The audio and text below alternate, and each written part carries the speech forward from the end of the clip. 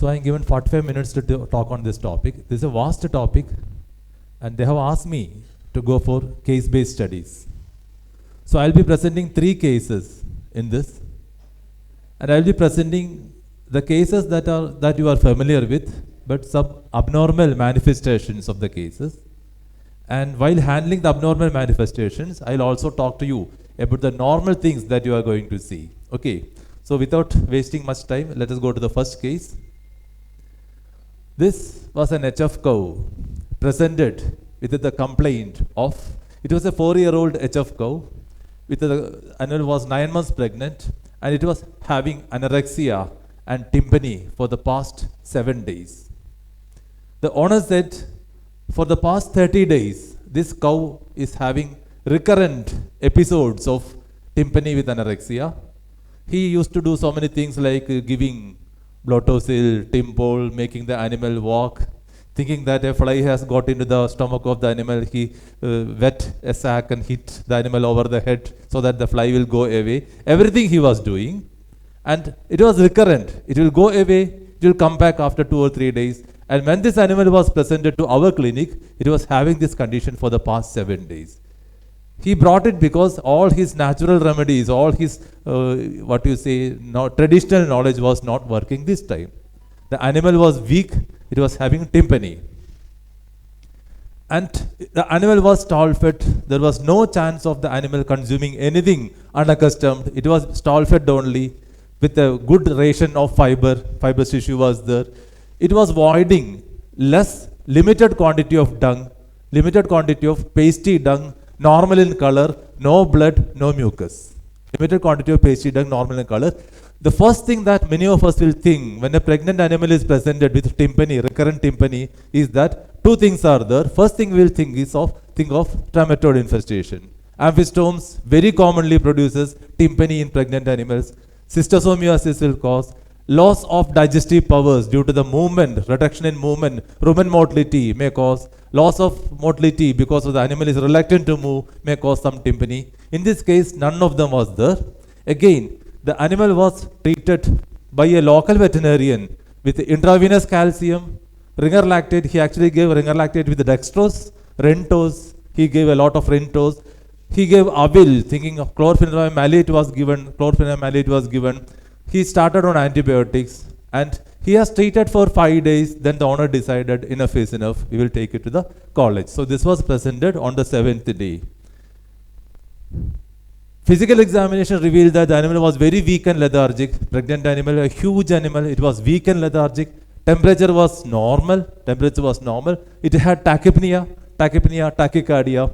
Auscultation revealed the normal heart sounds. And percussion of that last rib produced a typical characteristic tympany sound only. Again, we thought it is something to do with the digestion or some tympany or some obstruction, some impaction. We passed the stomach tube. First, we did the rectal examination. We found that the lower GI tract was patent. Dung was there, normal dung. We passed the stomach tube. The pH was normal. The protozoan motility was 1+. Reduced, of course, the protozoan motility was 1+. So we had a case which was having tympany, recurrent tympany. Fecal sample was negative. All the normal cases, there was no colic. That was one important finding. There was no colic at all for the animal. The animal was able to walk. It was not kicking on to belly. It was not preferring on one side when it is lying down. Am I too fast? Okay, so this was the case that was presented. Then we went for the hematobiochemical investigation. Hematobiochemical, we found that there was a slight increase in the neutrophils. WBC count was increased. It was mainly due to the neutrophils.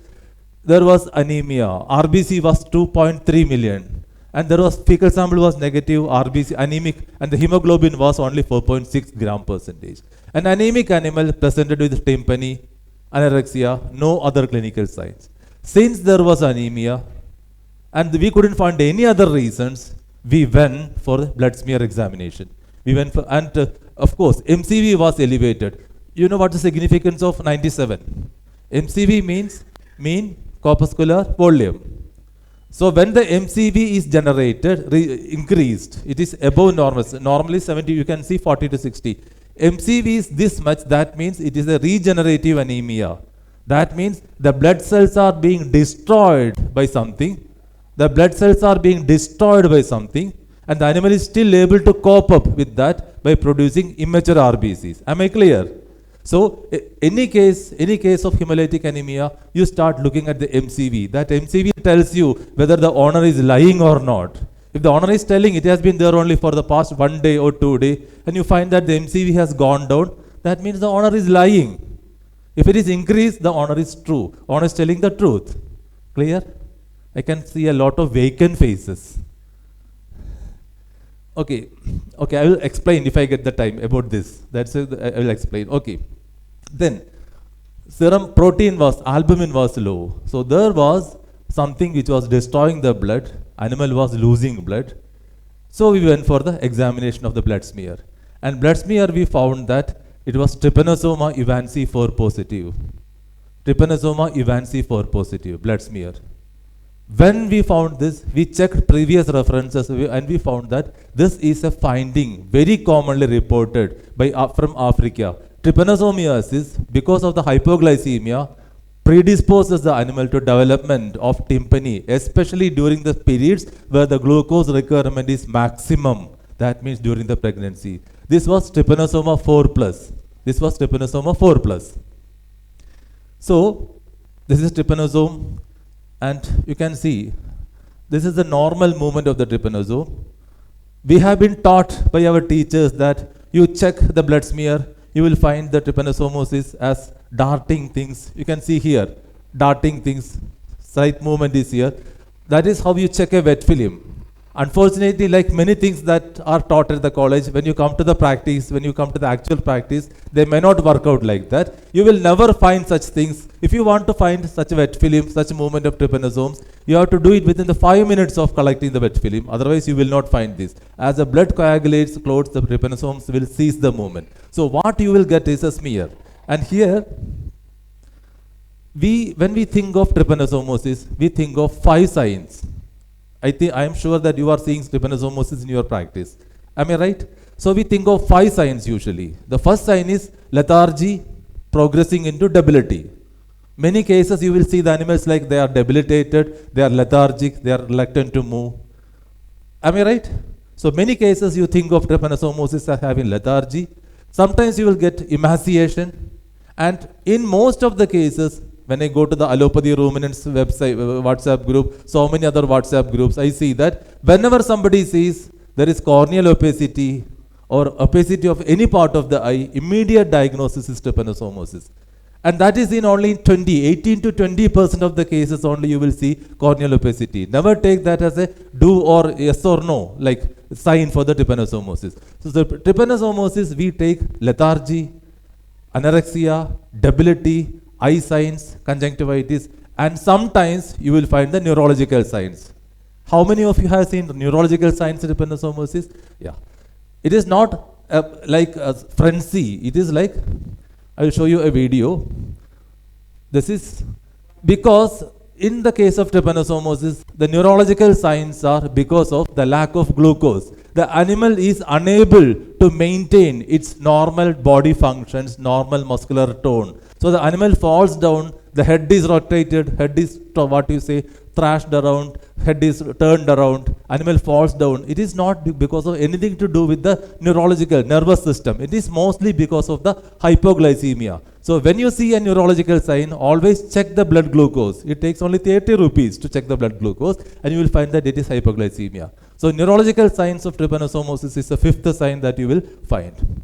Then we thought of the treatment options. The first treatment option when we think of trypanosomosis is always a combination of quinapyramine chloride and sulfate. But remember, it is contraindicated in pregnancy.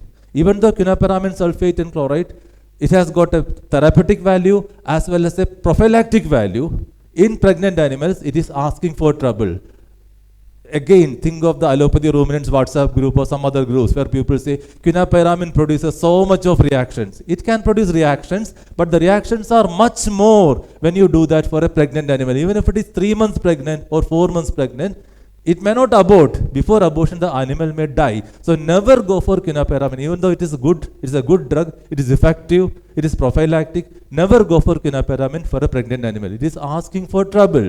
So that is the first choice, but we didn't go for that. The second choice is diminacin. The second choice is diminacin acetate. Diminacin is effective for 40 to 50% of trypanosomosis cases. Diminacin is effective. It is comparatively a safe drug, not that safe in the case of horses, camels and dogs. Dogs, you know, the diminacin can produce so many complications, but it can be given. But for a pregnant animal that was presented with weak, that animal was weak, it was not taking any food. For the past 7 days, it has not taken any food, it was weak. We thought diminacin may be a little bit risky. So we went for the third drug, which is the safest drug that can be given for cattle, whether it is pregnant or not. But remember, this drug will have effect only on 40 to 50% of the cases, just like diminacin. We went for isometamedium. So when you treat trypanosomosis, remember two things.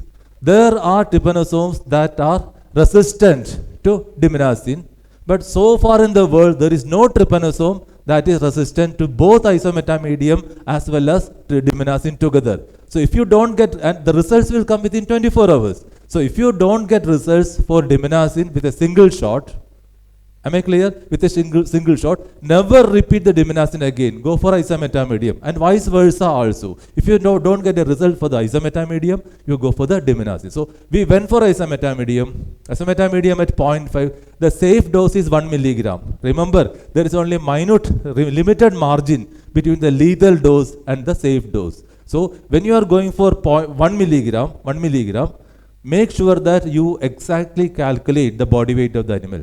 If you are not sure, prefer 0.5 milligram per kilogram body weight. Isometamedium is available both as a powder and as an injection. So we went for isometamedium. Any case of hemaprotozoans in large animals, always go for furosemide. Never hesitate to use furosemide, because if any hemaprotozoa, any cattle, any ruminant which has got hemaprotozoan disease and anemia, any ruminant which is having anemia, within 6 to 8 hours of anemia, accumulation of fluid starts to build up in the thoracic cavity, which is asking for the normal bacteria to multiply faster and produce pneumonic changes. And you want to reduce the fluid, so go for furosemide in all cases. Of course, the milk will go down. Let it go down. Milk will go down. And the dose for furosemide is 0.5 to 1 milligram. Never go for 2 milligram or 3 milligram in cattle, 0.5 to 1 milligram. We went for supportive therapy, we went for B complex, and we went for isometamedium. And within 24 hours, the animal recovered, started taking food. And we were surprised that such a typical case of trypanosomosis was there. So we went to the farm from where the animal was presented. That farm had 8 or 10 very high quality animals, and there was an animal which was having recurrent tympany regularly. And since that animal was not seen by us, it had developed into typical classical emaciation, recurrent tympany also. We gave isometamedium for that animal also, but it died within 2 days. You have experienced the same case of trypanosomosis. When the animal, whether it is a dog or a cow, that is presented to you in an advanced stage of emaciation, very rarely it will come back to normal, because the liver is gone, the other organs are gone. So this animal died. We did the postmortem, and we found that the heart was enlarged and there was severe pneumonia. Nowhere in that case we found the classical postmortem change for the trypanosomosis. For trypanosomosis, if you do the postmortem, you should find severe hemorrhages in the abdominal cavity and the thoracic cavity. That animal, it was not having any hemorrhages, it was having cardiac issues, liver issues and pneumonia. So trypanosomosis can be manifested as the classical signs plus as a sign like typical tympany and associated anorexia. Any doubts in this? Any doubts? I have spent 15 minutes on this. If there are no doubt, I will go to a second. Am I too fast? Am I clear? Bit fast, no? Okay. That is my perpetual problem.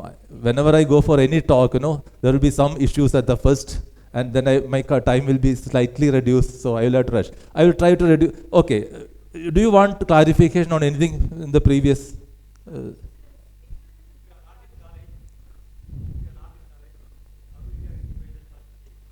Okay.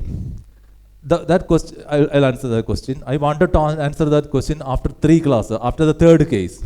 Since it is asked, think.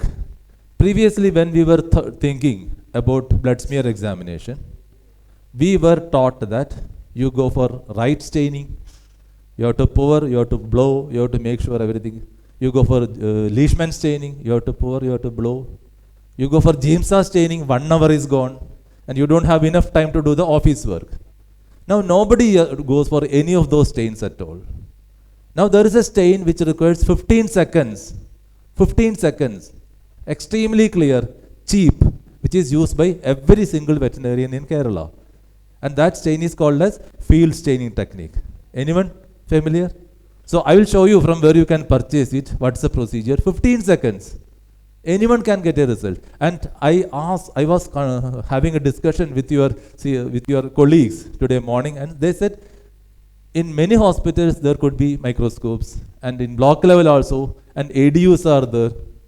So the question is, there are 3 or 4 hemoprotozoans that are very prevalent under our conditions, and the treatment for each of them is different. So clinical signs are not always typical or diagnostic. So you start checking, taking the smear and checking. But trypanosomes, within a single instance, you will be able to find. They are so big. Anaplasmosis, you will easily find anaplasmosis. Trypanosomes, if you don't get, just take the Buffy coat. 100% you will get. If the trypanosomes are there, take the Buffy coat. You will get the trypanosomes because they are heavy particles. Theileria you will get. Start staining. Never depend. Of course, clinical signs are important, but they are not 100% conclusive for the hemoprotozoans. Clear? Am I clear? I will show you the details about the stain after the third class. Okay. What was that? Ma'am asked something. Incidence, coastal areas 11 to 12%. Coastal areas. When you come to inland, it is less because the 4 agents, Lucilia, Hematopoda, they thrive much on humid conditions. Coastal areas, it will be very high. When you come to the interior areas, it will be less. Regarding Tamil Nadu, I think others will be able to contribute. Which places are more having more of trypanosomosis and all. Coastal areas are highly prone for trypanosomosis. Okay. The next case is a group of buffaloes that were purchased, that they recently purchased and transported to Kerala. This happened last year. 15 buffaloes in a farm of 30. Murrah and Nili Devi buffaloes. Somebody wanted to start a large buffalo farm. The first installment was 30 buffaloes. They went to Punjab, they went to Haryana, they purchased. All of them were 3.5 years, around 3 to 4 years of age, 3 to 5 years of age, black. All of them were females. Within 2 months of being presented, the clinical signs started in the group. The initial signs were, within 2 months, 15 animals were in various stages of anorexia, hyperexia. Anorexia was there, hyperexia was there. They were eating, but they were not eating. It was like reduced appetite or inappetence. Hyperexia was there. And in the first category, lethargy, they were reluctant to move, reduced feed intake, milk yield went down in those which are delivered, hypogalaxia, and classical generalized depigmentation of the skin. Whenever we think of depigmentation, we think of deficiencies. Deficiencies of copper, of zinc, of B complex, of multiple nutrients, heavy parasitism. Whenever we think of hypopigmentation in a buffalo, we think of all these things. And this farm was being maintained by an advocate who was super rich. He was an advocate who was practicing in the Supreme Court. I don't have to tell you about the financial status of such a person. So he was super rich. He was feeding them with nutrients. He was maintaining the nutritional status, generalized depigmentation. The second category was a little bit bad, lymphadenopathy. Does that ring a bell? Lymphadenopathy. Severe lymphadenopathy was there, conjunctivitis, lacrimation, very severe lacrimation, anemia, anorexia, agalaxia, standard recumbency. Can you diagnose? Just a guess. Lacrimation with anemia, Swollen eyelids with anemia. Theileriosis, Theileria annulata could be the first, because swollen eyelids, profuse crying of the animal, profuse lacrimation, swollen eyelids, anemia. That of course there can be so many reasons for anemia, but when you get swollen eyelids with crying, the animal is crying either through one eye or both the eyes, and there is lymphadenopathy, you start thinking about Theileria annulata infection. Was it Theileria annulata? We'll see. And agalexia, and when the animals became weak, there was Turner recumbency. And then we found that some of the animals became recumbent, and just before recumbency, for the past 24 or 48 hours, they had edema of the limbs of the metacarpal region. Hypopigmentation, edema of the limbs of the metacarpal region. So most of the signs pointed to Theileriosis, especially Theileria annulata infection, and Punjab and Haryana are notorious for Theileria annulata infections. So we thought it could be Theileriosis. And some animals died also. Jugular pulse. How many of you check jugular pulse? Looking at jugular pulse is very, very essential for the veterinarian. Why? Because you go to see an animal, that animal has some sort of edema of the chest, of the neck. You press your finger on the jugular, and you see that there is jugular pulse. What's the first thing you should do? You should turn your vehicle around. Why? You may need to get out of there very fast. Jugular pulse means cardiac insufficiency. The WIT doesn't register, I think. That jog didn't register. Jugular pulse, whenever you see a case of jugular pulse, whenever you see edema combined with jugular pulse, never go for fluid administration. However weak the animal it is, never go for any fluid administration, because during the course of the fluid administration itself, there is a chance that the animal may die. So, jugular pulse is very important, because cardiac insufficiency due to prolonged anemia or direct cardiac issues are there. So, you get the typical jugular pulse also. And we just went for the hematobiochemical evaluation, CBC we did. Anemia was there, anemia, and liver enzymes were, GGT, all the enzymes were elevated. Macrocytic anemia was there, hyperproteinemia. These things were not important for the diagnosis. These just indicated the condition of the animal. We conducted postmortem of the dead animals. We found that thoracic and peritoneal effusions were there. There was so much of effusions in thoracic cavity and the peritoneal cavity. Hydropericardium was there, and petechiae and ecchymosis. These are not consistent with Theileria annulata. If it is Theileria annulata, you will find three signs which tell you it is Theileria annulata. First one is petechiae of the lymph nodes. The lymph nodes will be huge, and there will be petechiae. When you cut open the lymph nodes, there will be severe increased hemorrhages will be there. That was not there in this case. The second case you will get in Theileria annulata is abomasal or intestinal ulcers. Button-shaped ulcers, just like swine fever, patchy ulcers. So when you see this huge lymph nodes which bleed when cut open, and you see that there are abomasal ulcers or intestinal ulcers, it gives an idea of Theileria. Then you see spleen, there are numerous infarcts on the spleen in Theileria annulata. None of these changes were there in these cases. Clinical signs were classical for Theileria annulata, but the changes, postmortem changes, were not there. So we went for the microscopical examination. For Theileria annulata, we should have seen the coarse blue bodies within the lymphocytes. Am I right? Just understand one thing. If you are not ready to go for examination of the blood smears, in the coming years it is going to be very difficult to practice large animal, because hemoprotozoans are going to become the #1 disease, and without starting to go for blood smear examination and lymph node aspiration, the practice will not work. You may think that it may work now, but in the long term, in the next few years, this will definitely be required.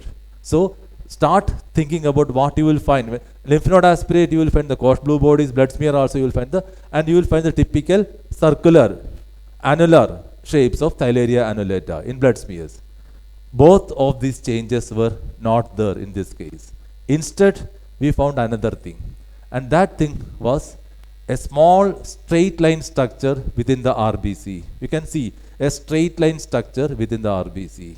That is called as Theileria orientalis. How many of you know that Theileria orientalis is a disease present? Because there are so many papers from Namakkal, from Chennai, and the last paper from Dr. Harikrishnan has said that out of 100 cases of hematoprotozoans, 12.5% are Theileria orientalis. Theileria orientalis is just like Theileria annulata, but there is a major change. The change is that this organism destroys the RBC left and right, like the Babesia. You will not find the coarse blue bodies because it doesn't have a schizone stage. You will not, and you will think that this is not present in Tamil Nadu. Everywhere in India, everywhere, Kerala it is 60%, Assam, Maharashtra, Rajasthan, everywhere Theileria orientalis or oriental theileriosis is being now recognized as one of the major diseases, which produces signs similar to Theileria annulata, but severe hemolytic anemia, and like babesiosis, you will get hemolytic anemia progressing into death quickly. So Theileria orientalis was there. Whether it is Theileria orientalis or Theileria annulata, the treatment is almost the same. Before going for that, I will show you the kit. I told field stain A and B kits are there. The costliest kits are manufactured by High Media. The best quality, the costliest kits. And that costs 374 rupees, including the postage. That is the costliest kit. 125 rupees you can have, 200 rupees you will get. Procedure you can see very simple, 2 seconds first stain B, 3 seconds stain A. You get the results. So anyone who wants to practice large animal, I will recommend that you purchase this. You get a good microscope or you get some places where you can send the sample. This becomes extremely easy. It will require 1 minute of your time, total. You will, of course, you will need a microscope. Otherwise, you will need a place where the microscope is there so that you can send this. But field stain is being used by everyone throughout, and it is very economical, very quick, and the best advantage, it doesn't form any particles. After 1 year of use of Leishman stain in our hospital, we can see all cases are having Babesia, everything, because so many particles are there. Field stain, you will not get any particles. And you put it in a Coplin jar, you immerse the slide. So there is no time, no chance for the particles to get deposited also. So you start purchasing this, you start doing this. This is the best way for the diagnosis of this. So as I said, there are 3 Theileria. I will skip that. Okay.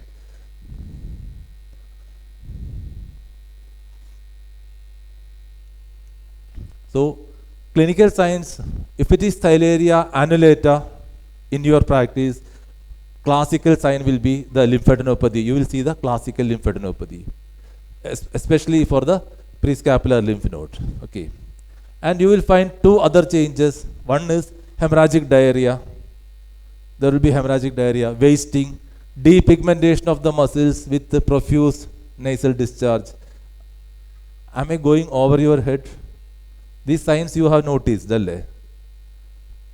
How do you diagnose theileriosis? Clinical signs alone? Okay, even in the clinical signs, you will find the purulent nasal discharges. Am I right? Purulent nasal discharges, fever. So here you will find, next time when you think of Theileria, look at the muscle, depigmentation of the muscles, purulent nasal discharges. If it is a heifer, you will get classical diarrhea, reddish diarrhea, many cases, and debility, of course. And the telltale sign is the petechiae on the conjunctiva. There is no other disease which produces swelling of the eyelids, lacrimation, and petechiae. I am not talking about conjunctivitis as such. Petechiae on the conjunctiva, right side bottom picture. And sometimes you will get dried cornea. There is no other disease in veterinary practice, infectious disease, which produces dried cornea. Cornea will become dry, there will be petechiae will be there, and sometimes you will get anemia and lacrimation. In annulata cases, and ventral edema. Have you seen such cases where and you press here to see for the jugular pulse? Ventral edema, check for the jugular pulse, And very important for Theileria annulata, not orientalis, annulata, you will find the cutaneous theileriosis. It is not like lumpy skin where the nodules are there. You look at the skin, you will find numerous papule-like structures, very small nodules all over the skin, and sometimes petechiae on the ventral surface of the body of the animal. That is cutaneous theileriosis. So theileriosis, Theileria annulata, as you see in Tamil Nadu, will have these many signs. Whereas for Theileria orientalis, none of these signs will be there. Instead, it will be anemia only. It will be anemic only. You will find severe anemia for Theileria orientalis. All stages of the disease, you will find severe anemia. This is for annulata. You find the lymph nodes. When you cut it open, hemorrhages will be there. And you can find the intestinal ulcers. Kidneys will be infarcts for annulata. For Theileria orientalis, these are the signs which we already told. Okay. Orientalis clinical signs, you will find pyrexia with anorexia. Later on, you will find inappetence and lethargy. And later on, you will find chronic sign. So my contention is that next time when you see an animal that is having pyrexia, that is anemic, lethargic, production is gone, don't jump into the conclusion that this could be Theileria annulata.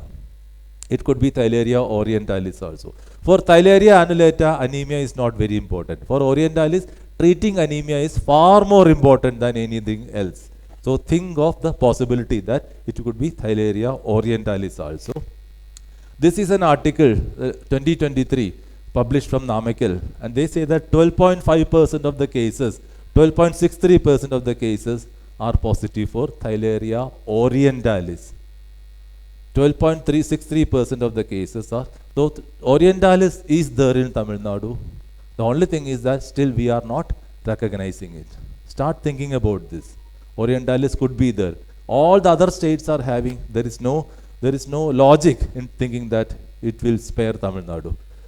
Treatment for theileriosis. There are 3 treatments for theileriosis. Oral halofuginone, cheapest drug, most effective, most hazardous or most unsafe. Even at normal, halofuginone is available online. You can purchase 1 kg for 150 rupees. Readily available. Dosage, as you can see, is only very little, that is 2.5 milligram per kilogram body weight. So a large cow may be needing only 1 gram per day. Halofuginone can be given, but toxic at oral doses, therapeutic doses. So most people have stopped using it. The second choice is parvacones. Parvacones can be there, but parvacones at 10 milligram, they are available, but they will not cure the Theileria cases. The only drug that is effective against both Theileria annulata and Theileria orientalis is buparvacone. Buparvacone at a dose rate of 2.5 milligram per kilogram body weight, given on day 1 and day 14 is the ideal choice. Many times we check it after 24 hours to see, after 48 hours to see if there is still Theileria present, we go for a second dose. So our treatment is buparvacone on day 1, day 3, day 14. Of course it is costly. 2.5 milligram per kilogram body weight intramuscular. Pregnancy is safe. Can be given during pregnancy. So buparvacone is the drug of choice for theileriosis. And halofuginone is available as 25 kg packets, 1 kg packet. I will not recommend using it. It is very cheap also. The dimenacin and imidocarb are not effective against Theileria. So never think of using the cheaper drugs like dimenacin or imidocarb for cases of Theileria annulata or orientalis. Tetracyclines alone will not cure Theileria because tetracyclines, as you know, is a static drug. It destroys those organisms that are multiplying. For Theileria annulata, the multiplying stage is schizont, which is not seen in the blood smear. By the time you see Theileria annulata in the blood smear, schizont stage is over, tetracycline becomes ineffective. So tetracyclines can act as a supportive cure, but never think that if you diagnose a case of Theileria, whether it is Theileria annulata or Theileria orientalis, tetracyclines will do the work. They are only having supportive therapy, supportive role. Clear? For Theileria orientalis, the best treatment, if you diagnose, the best treatment will be buparvacone combined with marbofloxacin. That is the best treatment for Theileria orientalis. Buparvacone 2.5 milligram per kilogram body weight combined with marbofloxacin 5 milligram per kilogram. Marvofloxacin is available. 30 ml vials cost around 600 rupees. Can be given very easily. So if you find Theileria orientalis in your practice in future, go for a single shot of bupivacaine followed by 7 days of marvofloxacin at 5 milligram per kilogram body weight. It will be extremely effective. Clear? And of course, you have to go for hematinics and the supportive therapy also. We treated with bupivacaine. We went for Lasix. We went for moxifloxacin. We didn't get marvofloxacin then. Now it is available. And Ferritas. Supportive therapies, hematinics. Hematinics are contraindicated when there is severe anemia. Because the liver is already damaged, you give hematinics, excess iron will aggravate the hepatic damage. That I will tell in the next disease. For this disease, I am just giving you an idea. But for Theileria, where the initial hemorrhages are not that severe, you can go for hematinics, you can go for antibiotic support, liver extract, and zinc. In future, whenever you see any cases of hemoprotozoans, always think of zinc as a supplement. Zinc enhances the immunity, is extremely effective against hemoprotozoans. The dosage is 600 milligram per kilogram body weight. That little, 600 milligram per kilogram body weight, oral as a therapeutic agent, you can give zinc for the cow. There is a vaccine against Theileria, Rexavac-T by Indian immunologicals. It works only against schizones. So Theileria annulata, you can vaccinate with Rexavac-T, orientalis, it will not work. Clear? I have got a doubt that this was not understood properly. Am I right? Do you get what I was talking last disease? Any doubts? Any doubts? Recovered animals can act as sources of the organs for so many years. Anemia will persist for a long time in all cases of hemoprotozoans, and treatment is not economically viable. However much you treat in orientalis cases and some cases of annulata, you may not be able to restore the production. Next time onwards, when you see the clinical signs and you start treating with bupivacaine or something, make sure that it is Theileria or Babesia or Trypanosome or Anaplasmosis. Just don't think that from the clinical signs it is this disease and I will treat and I am getting good results. If you are just using 1 or 2 shots of bupivacaine and the animal has come back to normal quickly, most probably it was not a case of Theileriosis. Clear?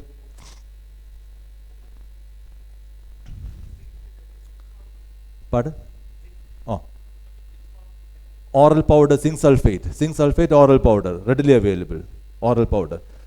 And there are people who are advocating just zinc administration for stray Theileria organism in the blood. They are telling it is effective. You needn't go for bupivacaine. Zinc alone has got the capacity to restore. Stray Theileria means that it is in a stage of like carrier stages. You go for zinc, the animal will come back to normal very quickly. Any doubts?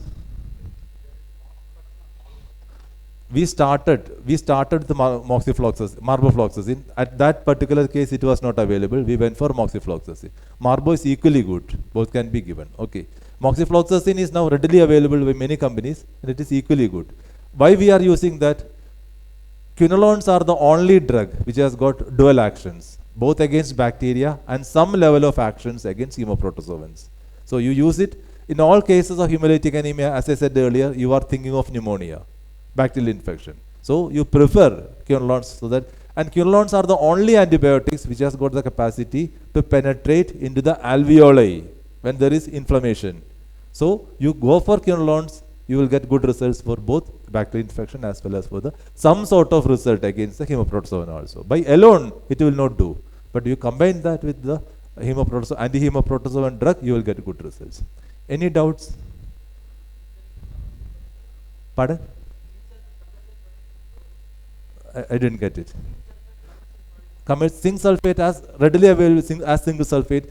Chemtrace contains a large quantity of zinc sulfate. Zinc sulfate as such is available by any chemical you can purchase. All this, what is a nice pharma is producing, any chemicals, southern pharmacies are producing, commercially available. Never go for the laboratory reagent, it is costly. Laboratory grade zinc sulfate never purchase. Go for the commercial zinc sulfate. Okay. third case, 15 more minutes. Third case. Yeah. So this is the animal, third animal. Acute onset of anorexia since 3 days. Animal was presented lethargic, reluctant to walk, even if forced. When the animal walked, there was swaying of the back. Swaying of the back, a classical sign which gives us an idea about the organism. Swaying of the back, dull and depressed, scant quantity of the dung, and the shape of the dung was very characteristic.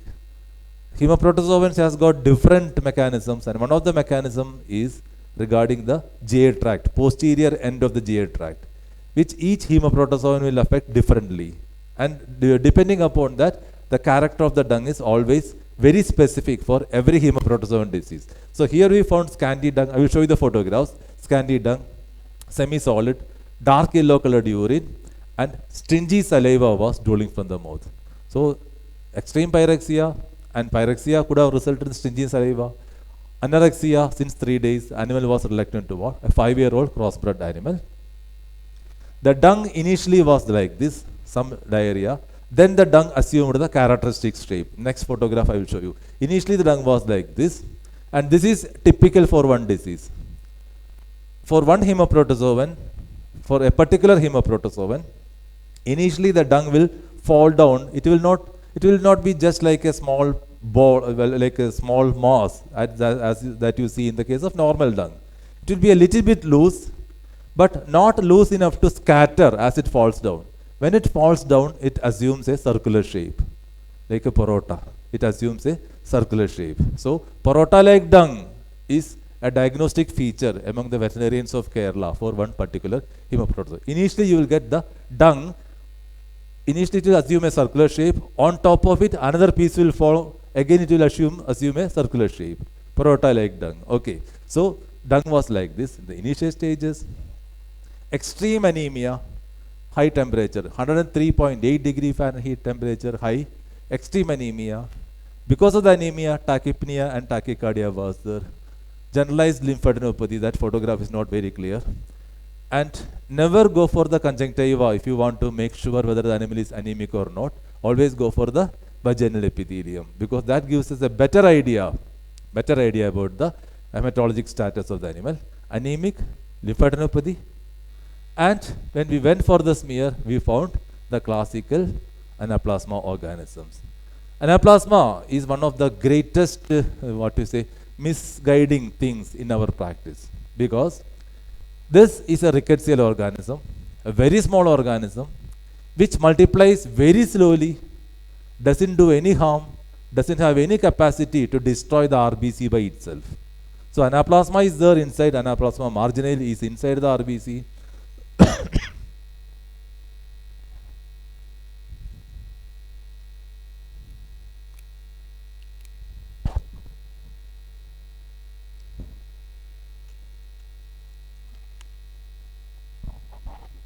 Anaplasma marginale is there inside the RBC, multiplying very slowly, not doing anyone any harm.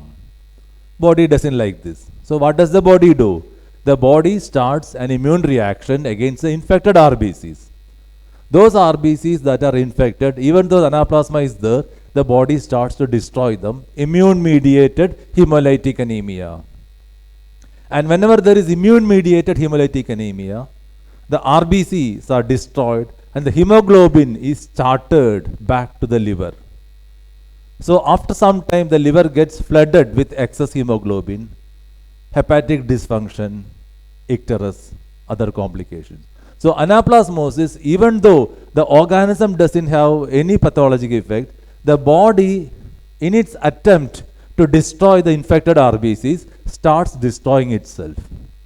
So anaplasmosis, severe fever will be there, pyrexia will be there, icterus will be there, anorexia will be there, all because of the attempt of the body to destroy the infected RBCs. Unlike the Babesia, unlike the Theileria, which can destroy the RBC on their own, because they are very big organisms, pyroplasms. When they multiply, they destroy the RBC. Here, organism doesn't destroy. So what importance this is having? If you say 5 to 10% of the RBCs are affected with anaplasma, Let us say, in a normal microscopic field, in a normal cow, when you make the blood smear of a normal cow, when you make the blood smear of a normal cow, in the microscopical field, you will get 50 to 60 or 65 RBCs maximum. If the cow is anemic, you will be getting around 45 to 50.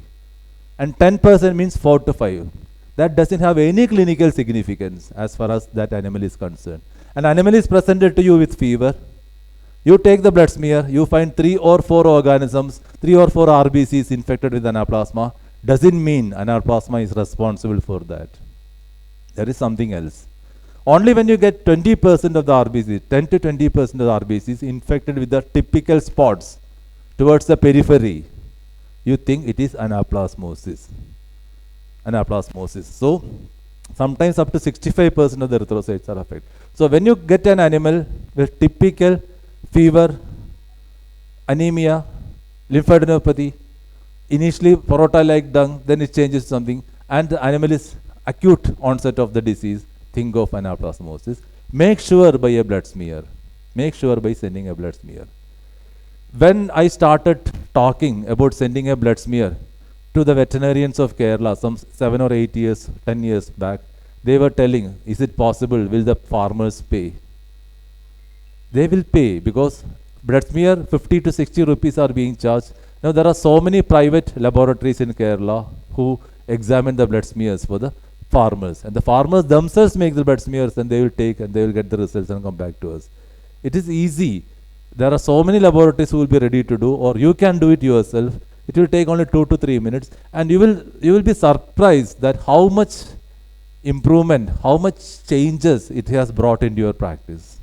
Unlike just imagining that this is anaplasma, this is Theileria, this is Babesia, you will be easily able to diagnose with just checking a blood smear.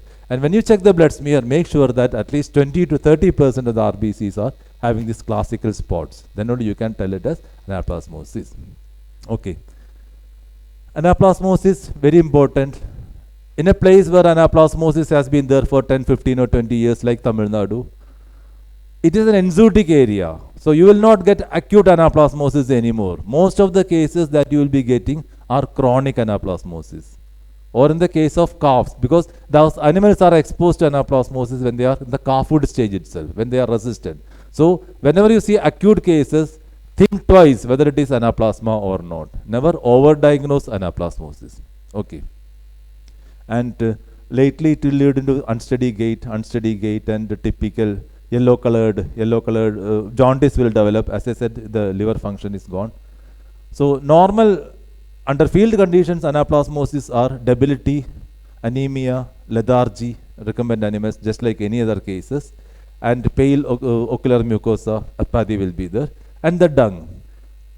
From the parota, the dung character develops into rectal shaped, RECTAL, rectal shaped dung, or you will think it is like a kidney-like dung.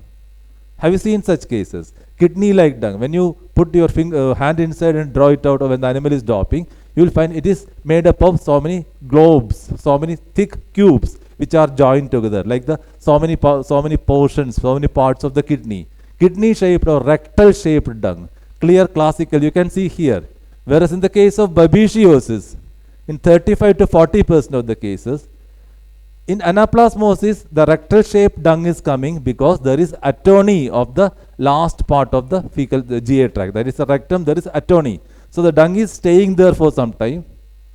The water is getting reabsorbed, but it is not long enough to become constipated. So when the animal is passing it out, the dung is partly, the water content of the dung is partly reabsorbed. You will find the typical kidney shape.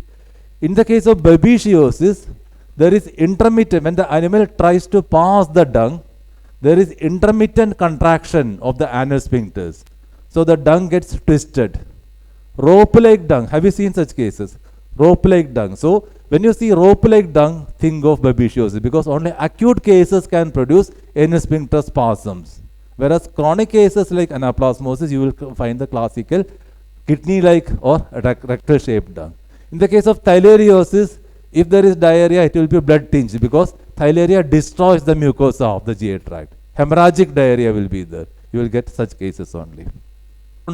Hearing what we already know, we are not going to improve. If I just tell this is the clinical sign, this is the clinical, we are not going to improve. So start thinking on improving the practice on new lines. Okay. Otherwise, we'll stay in the same place only. So treatment of anaplasmosis, tetracycline is the best choice. In our place, we have got this thumb rule. We go for 20 milligram to 22 milligram per kilogram body weight of tetracycline, hydrochloride, intravenous, until the animal starts taking food. Once the animal starts taking food, we switch over into long-acting tetracycline, oxytetracycline dihydrate, at the same dose once in 48 hours or 72 hours. So, for us, this is, I'm sorry about this.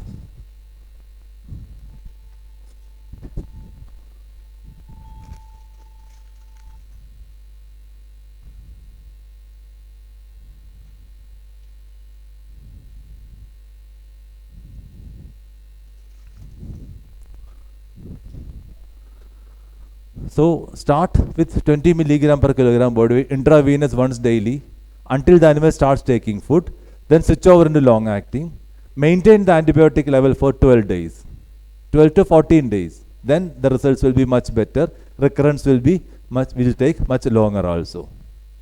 Never go for any hematinics, because as I said earlier, there is already more than enough iron in the body. More than enough iron. Remember this. In the case of babesiosis, the organism is destroying the RBC. Clear? And whenever the organism is destroying the RBCs, that RBC and the hemoglobin will be channelized to the kidneys, to the bladder outside. So you get typical classical hemoglobinuria. So the liver is not taxed with excess hemoglobin. So any case of anaplasmosis, any case of babesiosis, always go for hematinics, iron tonics. Am I clear? But in the case of anaplasmosis, babesiosis and babesiosis and theileriosis, you go for hematinics. Anaplasmosis, the liver is already overloaded with iron. So never go for iron supplements. It will only aggravate the hepatic diseases. So never go for, even though the anemia is very severe, never go for any hematinics for anaplasma cases. Any anemic cases with icterus, never go for hematinics. Dimenacin, many people ask me, can we go for dimenacin for treatment of anaplasmosis? Can we go for imidocarb? In the last 4 years, almost all the articles have categorically said these two drugs are not effective against anaplasma. Previously, some articles were there which said imidocarb can be given for anaplasmosis, and that's why 1 or 2 companies are marketing imidocarb specifically for cattle, telling it is effective against anaplasma as well as babesia. The last 4 years, almost all the articles say this is not effective. So I will prefer going for oxytetracycline, much better, much cheaper also. Stray organisms, never think of anaplasma. Acute cases may require some more time, 6 to 7 days more before clinical improvement and all those. Okay. So with that, I will come to the end of my first class. 45 minutes are over. Any doubts? Please. Any doubts? Okay. If you think of blood transfusion, think of 2 things. First thing is that there is no way that you can bring back the HCT of the animal back to normal, because when you think of blood transfusion, there is a formula. The present HCT level of the animal, the targeted HCT level of the animal, the HCT level of the donor. You combine all these and calculate how much blood you can run. Instead, think like this. Collect up to 12 to 13 ml per kilogram body weight from a healthy animal. So for a 300 kg cow, you can collect up to 4 liters. Am I clear? You can give up to 15 ml per kg to a cow without any sudden risks. That is, for a 300 kg animal, you can give up to 4.5 liters. So that means invariably the donor should be having a higher body weight than the recipient. Go for sodium citrate as the preservative. 3.7% sodium citrate as the preservative. 1 ml for 9 kg body weight. Start collecting. Previously we were telling that you can go for the any like the battery water container for 5 liters and all. Now nobody uses that. Instead you go for the dialysate. 156 rupees for 2 liter bottle, 2 liter bags of dialysate you are getting. Dispose of the dialysate. That 2 liter bag is extremely good for collection. For 2 liters, first you collect 40 ml of sodium citrate into this. Into that you collect not 40 ml, I am sorry, 20 ml of sodium citrate into that. 1:9, 2 liters. 1.8 liters of blood you collect, you get 2 liters of blood. Am I clear? Always purchase a blood set for collection of the blood and transfusion. What's a blood set? Blood set is that IV set which has got a filter within the bulb, and it has got a longer tube with a Teflon coated interiors. Radisson is the company who is making the blood set. A single blood set is costing, MRP is 180 rupees. Doctor's price for 50 pack is 900 rupees. So 10% we will get. That is 50 packs, 900 rupees, 18 rupees only. Online it is available. So purchase that. For the collection, cut off the bulb area, attach the needle, collect directly. When you give, always use the blood set with the bulb, because even if you collect with sodium citrate, there could be clots, so you want to filter it out. Clear? So this is the thumb rule for the collection. Am I clear? Animals, there is a general consensus that if the hemoglobin level has gone below 4, in ruminants, the bone marrow auto-suppresses. That means the animal has surrendered. So there is no guarantee that even your transfusion will bring the animal back to normal. Below 4, unlike carnivores, where below 1 they will come up. Ruminant bone marrow gets suppressed when the hemoglobin level goes below 4. Auto-suppression. Then you will have to go for other drugs, costly drugs. Otherwise, blood transfusion may not work in all cases. Don't think it's a remedy, that it's a magical remedy. Okay? Anything else? Sir, one more question, sir. Please, sir. I'm Raman. Please, sir. Have you seen any nervous signs in the case of Theileria orientalis? Definitely, sir. 3 signs are there. In the case of Heifers, the first sign we observe, orientalis, sir, orientalis. First sign we observe is that the complaint was like this. The animal was standing, it was suddenly falling down, getting up again. After some time, it is again suddenly falling down, getting up again. Orientalis case. The second case came to us thinking that it is the rabies. Heifer rabies. Have you heard of that term? In severe anaplasmosis, when there is an animal which was not exposed to any of these pathogens during the calfhood stage, at which age it is comparatively resistant and was able to produce some level of antibodies. If that animal was not exposed to these organisms at the calfhood stage, and it is being exposed for the very first time when it is a heifer and all, the clinical signs are very severe. So you will get frenzy, just like rabies, frenzy, attacking, bellowing, suddenly falling down and getting up. These are the signs that I have noticed in the case of Theileriosis, oriental Theileriosis. Clear, sir? Anything else you want to add, sir, on to this? Obviously you have seen the cases. Anything else you would like to add? Sir, in Tamil Nadu, as of myself is concerned, I have got this much of, in all the Theileria orientis, I have got nervous signs. Nervous signs, sir. Cases come as reported as a failure in treatment of trips. Okay, sir. So Okay. they suspect for trypanosomiasis. Okay, I took sir. a blood smear and examined, and we came out with the result of Theileria orientalis. Orientalis. After giving B-Porgo, we got You are getting results, sir. Yes. Good thing, sir. Thank you. Anything else you want to ask? So, sorry, I didn't get it, sir. Sir, can we use prednisolone for all the cases you talked to this? Okay. If it is immune-mediated hemolytic anemia, you can use prednisolone. Am I clear? So there are only 3 organisms. So now I am going to the PETA also as well as to this. If you find Babesia gibsoni, if you find any of the other way, you cannot use prednisolone, because those protozoans, if you give prednisolone, the serum glucose level increases. That will be utilized by the protozoan to multiply very fast. So never use this prednisolone for any hemoprotozoan cases. But for rickettsial cases, where it is immune-mediated hemolytic anemia, like in the case of anaplasmosis or Theileriosis, you can use.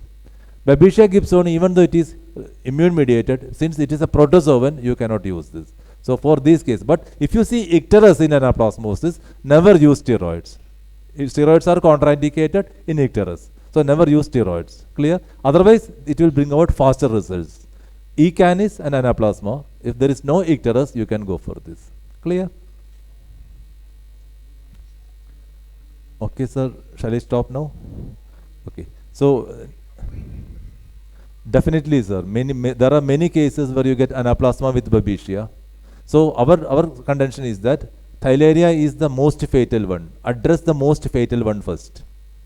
That is Theileria. Along with you go for OTC.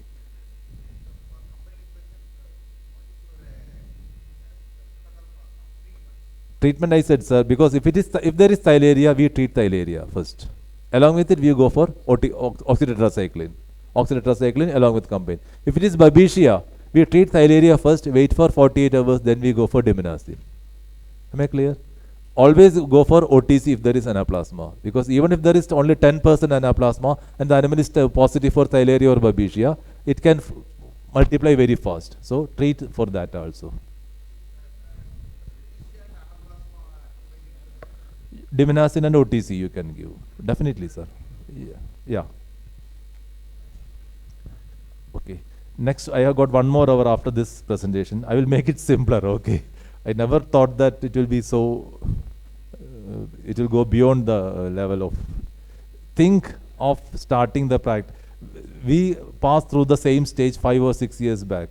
Now we know, we have started going for the blood smear examination, CBC and all those. It has changed the practice drastically. Limited the use of drugs. We think that laboratory expenses are much more. You can limit the use of the drugs. So my pleading is that start thinking about laboratory diagnosis in large animal also. Thank you.